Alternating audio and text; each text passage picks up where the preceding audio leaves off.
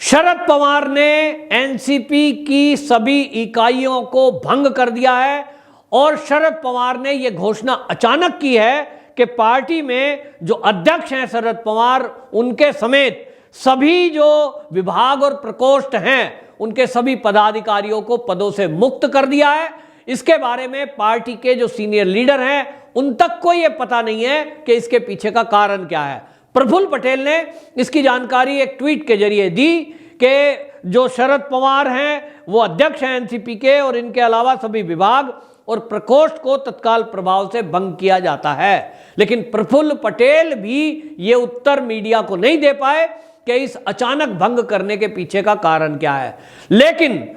इसके पीछे अगर कारण देखेंगे तो कारण है बौखलाहट और कारण है पार्टी के टूटने का भय। जिस तरह से शिवसेना का हश्र हुआ कि उद्धव ठाकरे के हाथ से उनकी पार्टी भी गई, उनकी सत्ता भी गई, तो अब शरद पवार को भी लग रहा है कि उनके हाथ से भी उनकी पार्टी जा सकती है, क्योंकि परिवारवाद तो एनसीपी के अंदर भी है और उनके ऊपर भी आरोप लग रहे हैं कि पार्टी के अंदर दूसरे लेवल पर जो नेता हैं उनकी कोई सुनवाई नहीं होती है और मलाई मारने के नाम पर केवल कुछ चुने हुए लोग हैं। और वो चाहे सरकार महाराष्ट्र में उद्धव ठाकरे की रही, उसके अंदर भी मंत्री पद हो, चाहे बीएमसी में हो, सब जगह जो मलाई मारी गई है वो एनसीपी के नेताओं ने मारी है और एनसीपी के अंदर इसको लेकर सुगबुगाहट है। वहीं शिवसेना के जो विधायक एकनाथ शिंदे के साथ आए हैं उन सब का भी यही आरोप है कि एनसीपी शिवसेना को तोड़ने का काम कर रही है, एनसीपी ने शिवसेना को नुकसान पहुंचाया है। और अब यह माना जा रहा है कि कहीं ना कहीं एनसीपी का भी यही हश्र हो सकता है जो शिवसेना का हुआ है और इसी डर से शरद पवार जी ने ये शायद इकाइयां भंग की हैं। लेकिन सूत्र कह रहे हैं कि ये सुप्रिया सूले के लिए भी रास्ता साफ करने की एक कवायद है ताकि पार्टी की छवि को सुधारा जा सके। इस तरह से शिवसेना के दो टुकड़े हुए और उद्धव ठाकरे को छोड़कर ज्यादातर सांसद और विधायक एकनाथ शिंदे के साथ जाकर के मिल गए और अब एकनाथ शिंदे गुट की तरफ से पार्टी के निशान पर भी दावा किया गया है। जानकारों की माने तो अब तीर कमान और पार्टी का वर्चस्व और पार्टी के अध्यक्ष पद अब एकनाथ शिंदे के हाथ में आना तय माना जा रहा है। जिस तरह के आंकड़े हैं, जिस तरह से एकनाथ शिंदे के साथ समर्थन है, उसको देखते हुए कानून के जानकारों का कहना है कि पार्टी पर अधिकार उसी का होता है जिसके साथ अधिकांश कार्यकर्ता, पार्टी के सांसद, पार्टी के विधायक हों। और अधिकांश सांसद और विधायक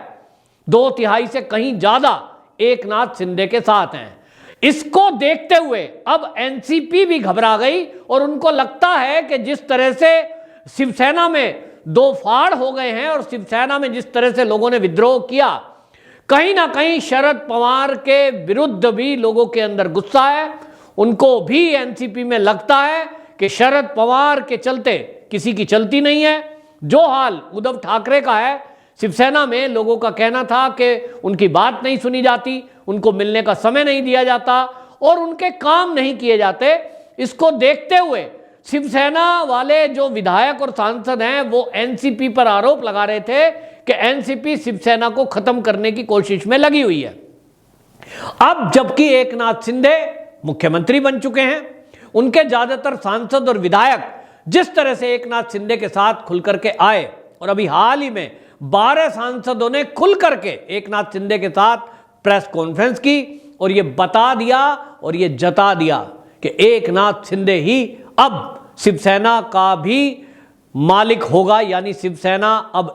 तीर कमान एकनाथ शिंदे के हाथ में होगा। हालांकि इसको लेकर संजय राउत तरह तरह की बयानबाजी करते हैं। कभी वो एकनाथ शिंदे को सांप बताते हैं तो खुद को कुचलने का फन को कुचलने का गुर उनको आता है, ऐसा बताते हैं। कभी वो कहते हैं कि शिवसेना किसी की नहीं, बाला साहब ठाकरे की है और वो हमसे कोई नहीं ले सकता। लेकिन जो कानून है और उस कानून में जो संविधान है पार्टी का, वो पार्टी का संविधान ये कहता है कि ज्यादातर पदाधिकारी और कार्यकारिणी जिसको तय कर देंगे अध्यक्ष तो वही होगा, फिर निशान भी उसी का होगा। इसी को देखते हुए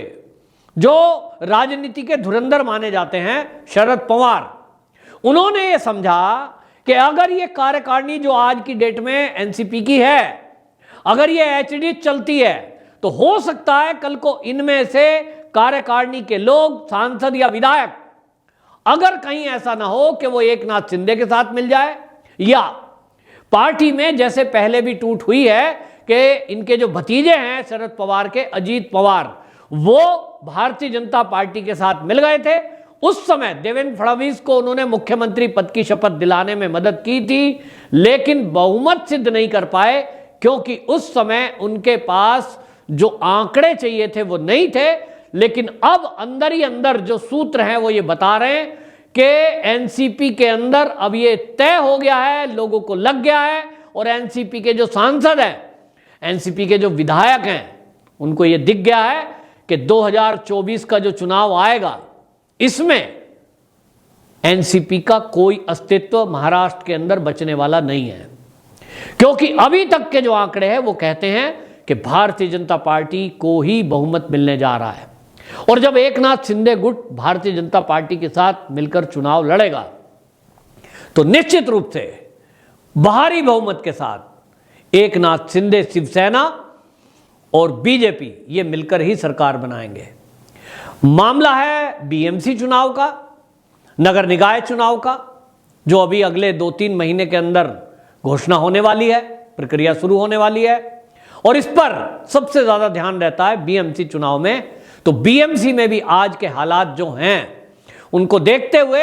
शिवसेना के निगम पार्षदों ने, कईयों ने ये आरोप लगाए, शिवसेना के सांसदों ने ये आरोप लगाए कि जो नगर निगम है, जो बीएमसी है, उसमें भ्रष्टाचार हो रहा है, और इस भ्रष्टाचार में एनसीपी के जो पार्षद हैं वो खुलकर भ्रष्टाचार कर रहे हैं। अब ये भ्रष्टाचार उजागर होगा, इनकी पोल खुलेगी, और पोल खोलेंगे शिवसेना वाले, तो एनसीपी को लग गया कि कहीं अब तुम्हारा भी तो अगला नंबर नहीं है। और इसलिए शरद पवार को जब ये डर लगा कि उनकी पार्टी में भी टूट ना हो जाए, इस डर के कारण उन्होंने सारी कार्यकारिणियों को भंग कर दिया है। शरद पवार ने ये कार्यकारिणियों को भंग केवल इसलिए किया है ताकि, क्योंकि जो पार्टी का संविधान है वो ये कहता है कि जो पदाधिकारी हैं वो चुनकर के नया अध्यक्ष दूसरा बिठा सकते हैं। अब इन्होंने सबको भंग कर दिया, कोई किसी पोस्ट पर नहीं है, तो अब ये नया अध्यक्ष, नया कोई भी पद जब इनके पास नहीं है तो चुन भी नहीं सकते। ये दिखा रहा है कि शिवसेना की फूट के बाद शरद पवार को असली खतरा हो गया है,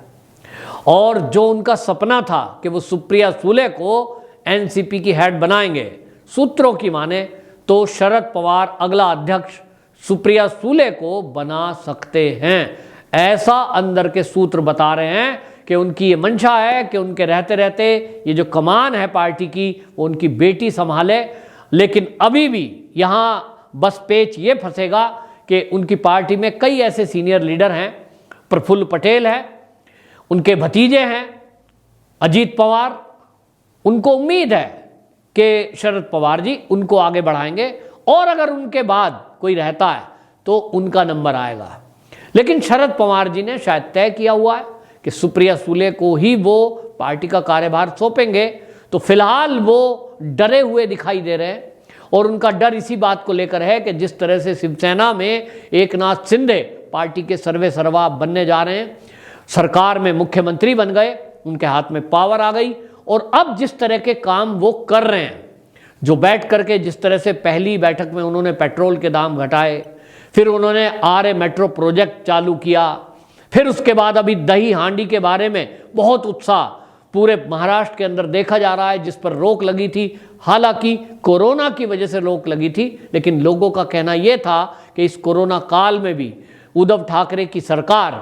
बार को, होटल को रिश्वत लेकर के खोले हुए थी, लेकिन मंदिरों को खोलने के लिए उनके पास फुर्सत नहीं थी। जब सारे बार रेस्टोरेंट खुल गए थे तब भी मंदिरों को खुलवाने के लिए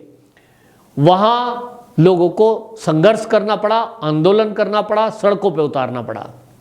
उसके बाद उद्धव ठाकरे ने मंदिरों को खोलने का निर्णय लिया था। अब माहौल बदला है, सरकार बदली है, अब हिंदुत्व के नाम पर एकनाथ शिंदे मुख्यमंत्री बने हैं, तो उन्होंने निश्चित रूप से दही हांडी की शुरुआत करा के